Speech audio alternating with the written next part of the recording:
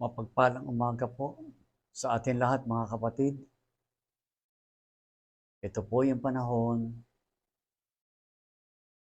ng ating pagsunod sa ating pananampalataya sa kay Ama, Diyos Amang makapangyarihan sa lahat. Mga kapatid ko,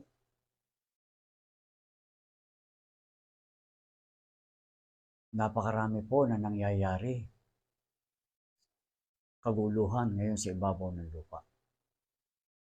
Magkaisa po tayo na manalangin sa Amang Diyos na makapangyarihan sa lahat upang magkaroon ng katiwasayan, pagsasaayos ang lahat po ng bagay na nangyayari.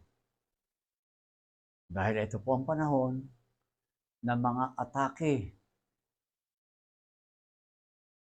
ng kalaban ng Diyos sa ating buhay. Ito po yung mga atake ng mga demonyo upang tayo guluhin. Mga kapatid ko, malaki po ang maitutulong ng sacramental tools sa ating po lahat. Napakalaki po sa ating buhay, sa ating kapwa, sa ating bansa, lalo-lalo na sa ating espiritu na dapat natin pangalagaan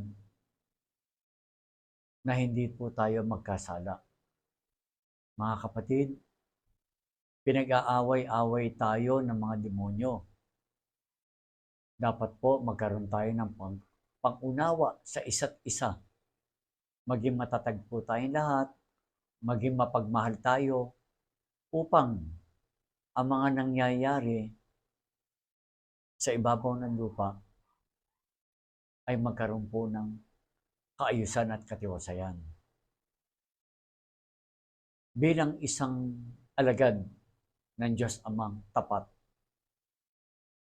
sa inyo, narito po ako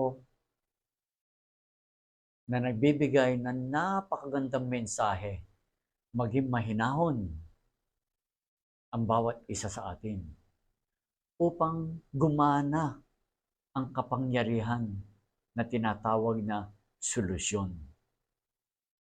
Yun po ang isang kapangyarihan na makapagbibigay po ng kaayusan sa lahat ng tao dito sa ibabaw ng lupa. Solusyon ang kailangan po. Hinahon, pangunawa, pagmamahal sa kapwa.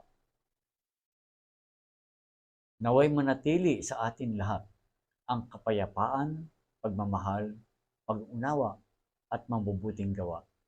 Sa ngalan ng Diyos Ama, Diyos Anak, Diyos Espiritong Banal. Amen, Amen, Amen.